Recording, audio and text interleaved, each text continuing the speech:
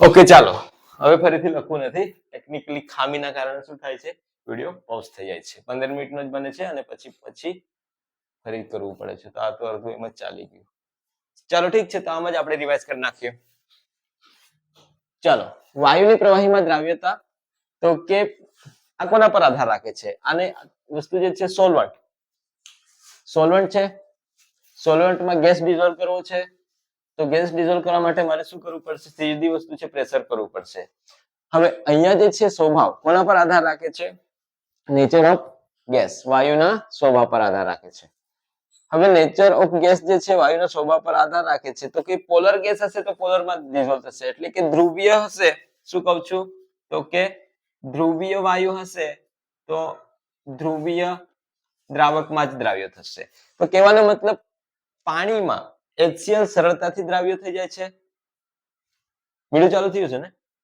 સરળતાથી દ્રાવ્ય થયું છે અને અહીંયા તમે જોશો તો કે ઓક્સિજન છે હાઇડ્રોજન છે ક્લોરીન છે આ બધા બહુ સરળતાથી ડિઝોલ્વ થતા નથી પરંતુ અહીંયા તમે જોશો કે આપણું જે છે નીચે તમે સમજો કે જળાશય છે આપણું વસ્તુ સમજી લો કે દરિયો છે એમાં તમારે જે જળચર જે રહે છે જીવો જે રહે છે એ આ જ ઓક્સિજન વાયુ ઓગળેલો હોય છે આ જ ઓક્સિજન વાયુના કારણે શું કરે છે તો કે પોતાનું જીવન ટકાવી રાખે છે બીજી કન્ડિશન આપણે બજારથી સ્પ્રાઇટ લાવ્યા થમ્સઅપ લાવ્યા કંઈ પણ લાવ્યા તમે સમજો કે સ્ટાર્ટિંગમાં તમે સ્પ્રાઇટ થમ્સઅપ કાઢીને એક ગ્લાસ પીશો તો તમને થોડું સ્ટ્રોંગ લાગશે હાર્ડ લાગશે પણ એના પછી તમે શું કરશો કે એને એમ જ મૂકી રાખો કે એક ગ્લાસને તમે સાઈડ પર કાઢીને શું કરશો તો કે એને બર્નર લગાવીને એને ગરમ કરી દેશો તો એમાં જે પરપોટા રહેલા છે બધા પરપોટા બહાર નીકળી જશે એટલે કે જે ગેસ ડિઝોલ્વ થયેલું છે બહાર નીકળી જશે કે એને તાત્પર્ય તો કે જો તાપમાન ઇન્ક્રીઝ કરવામાં આવે તો સોલ્યુબિલિટી દ્રાવ્યતા ઘટી જાય છે અને એક બીજી વસ્તુ કે આ રિએક્શન જો આપમેળે થાય દ્રાવ્યતા વધે એના માટે ડેલ્ટા G પણ નેગેટિવ હોવો જોઈએ H પણ નેગેટિવ અને ડેલ્ટા S પણ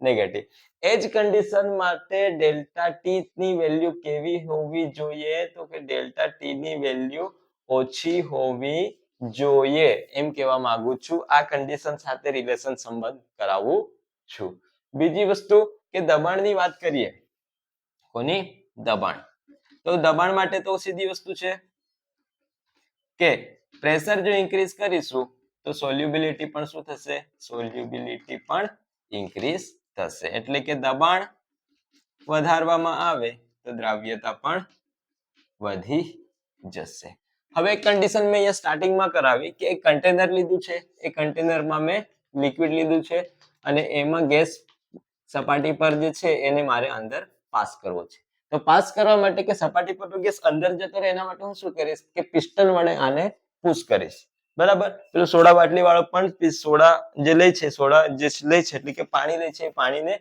ગેજ મીટર જે છે એનું જે મશીન જે છે એમાં નાખે છે અને પછી પ્રેશર સાથે ગેસને અંદર પાસ કરી નાખે છે બરાબર તો પછી આપણી કડક લીંબુ સોડા બની જાય છે તો આપણે ત્યાં નથી જવાનું આપણે અહીંયા આવવાનું છે કે જો ગેસને પાસ કરવો છે તો મારે શું આપવું પડશે પ્રેશર આપવું પડશે તો પ્રેશર આપવું પડશે તો આ જે નિયમ છે આ નિયમ પર એક સાયન્ટિસ્ટ કામ કર્યું હતું એ ભાઈનું નામ છે હેનરી કયો હેનરી પહેલો એવો સાયન્ટિસ્ટ હતો કે જેણે વાયુની પ્રવાહીમાં જથ્થાત્મક રીતે એનું પ્રેશર સાથેનો સંબંધ બતાવ્યો કે આ રીતે થશે એને પહેલે કઈ વસ્તુ કહ્યું કે એક વસ્તુ ફંડામેન્ટલ વસ્તુ ક્લિયર છે કોઈ કન્ટેનરમાં મારે ગેસ પાસ કરવો છે એટલે સોડાની બોટલમાં જ મારે ગેસ પાસ કરવો છે સ્પ્રાઇટની બોટલમાં તો મારે પ્રેશર સાથે અંદર નાખવું પડશે તો એ જ વસ્તુ છે તો કે આ જ નિયમ પર કામ કરે છે આપણે સોડા પીવા જઈએ છીએ સોડાવાળો આ રીતે બનાવીને આપે છે પણ સોડાવાળાને ખબર નથી કે હેનરીના નિયમનું પાલન કરે છે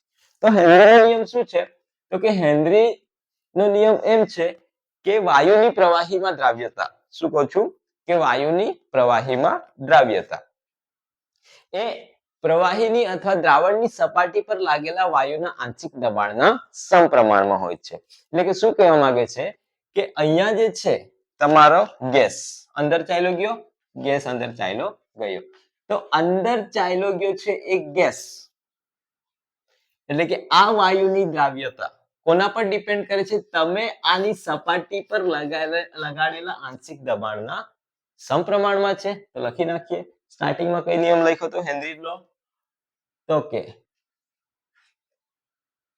કે વાયુની પ્રવાહીમાં દ્રાવ્યતા એ વાયુની પ્રવાહીમાં દ્રાવ્યતા અચળ તાપમાને, યાદ રાખજો અચળ તાપમાને, તાપમાન અહીંયા કોન્સ્ટન્ટ લીધેલું છે. અચળ તાપમાને વાયુની પ્રવાહીમાં દ્રાવ્યતા એ પ્રવાહીની કે દ્રાવણની સપાટી પર લગાડેલા વાયુના આંશિક દબાણના સમપ્રમાણમાં હોય છે. કે કોઈ પણ લિક્વિડમાં ગેસની સોલ્યુબિલિટી કોના બરાબર હોય છે? ગેસની સોલ્યુબિલિટી કોના બરાબર છે? એના પર એપ્લાય કરેલા પ્રેશર બરાબર હોય છે. એટલે કે કઈ આ રીતે થશે, P ચલે છે સોલ્યુબિલિટી. એના પછી સમકાલીન આવ્યો ડાલ્ટન. એના આધારે એને મોલ ફ્રેક્શન આપણને ખબર છે. મોલ ફ્રેક્શન આના સંદર્ભમાં આપ્યું, મોલ ફ્રેક્શન. આ 2 માર્ક્સમાં પૂછાય છે. આ પણ લખવું પડશે, નીચે વાળું પણ લખવું પડશે. મોલ ફ્રેક્શન એટલે કે મોલ અંશ. તો એને શું કીધું કે દ્રાવણમાં વાયુના મોલ અંશ કે અંદર જે છે હવે તમારે ડિઝોલ્વ થઈ ગયું. શું થઈ ગયું છે? ડિઝોલ્વ થઈ ગયું છે. તો આ ડિઝોલ્વ થયેલા વાયુના મોલ અંશ કોના બરાબર છે? કોના બરાબર થશે કે દ્રાવણ ઉપર વાયુના આંશિક દબાણના સમપ્રમાણમાં છે.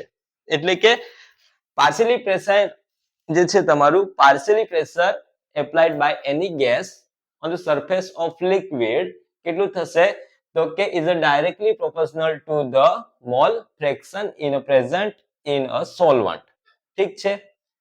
કોના બરાબર થશે કે મોલ ફ્રેક્શન બરાબર થશે કે એપ્લાય કરેલું pressure is directly proportional two x. આમ કહેવા માંગે છે હેનરી મોલ ફ્રેક્શનના સંદર્ભમાં. એટલે કે partially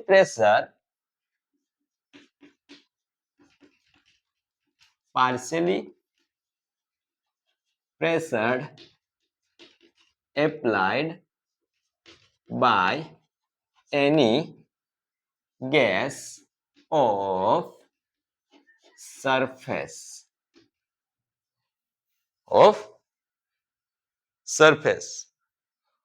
on liquid gas on liquid surface is કેવું રહેશે?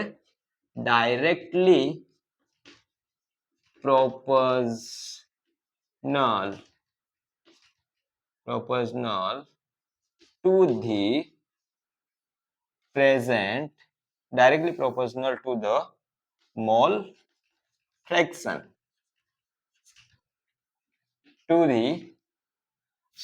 mole fraction present in solvent.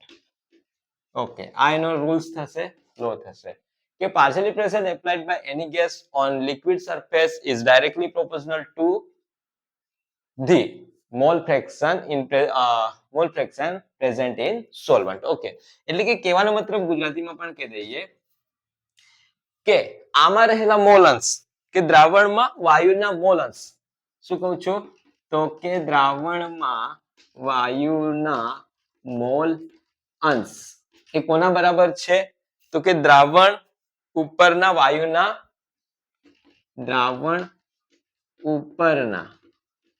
વાયુના આંશિક દબાણના સમપ્રમાણમાં હોય છે.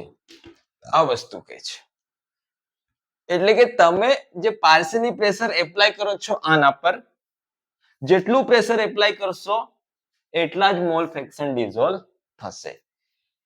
કે એમ કહે છે કે કોઈ એક કન્ટેનર છે, એ કન્ટેનરમાં લિક્વિડના મોલ ફ્રેક્શન છે, એ મોલ ફ્રેક્શન તમે અહીંયા એપ્લાય કરેલા પ્રેશર બરાબર છે. તો એટલે શું થશે? તો કે P ચલે છે x થશે, એપ્લાય કરેલા પ્રેશર બરાબર મોલ ફ્રેક્શન. જ્યારે આને કાઢીશું અહીંયા સુધી દેખાય છે કે નીચે સુધી? અહીંયા સુધી દેખાશે. તો અહીંયા થશે તમારું p ચલન કાઢીશું તો kh x થઈ જશે. ઓકે, તો આ છે તમારો હેનરીનો નિયમ. હવે અહીંયા જુઓ કે આ હેનરીના નિયમમાં જો p શું છે?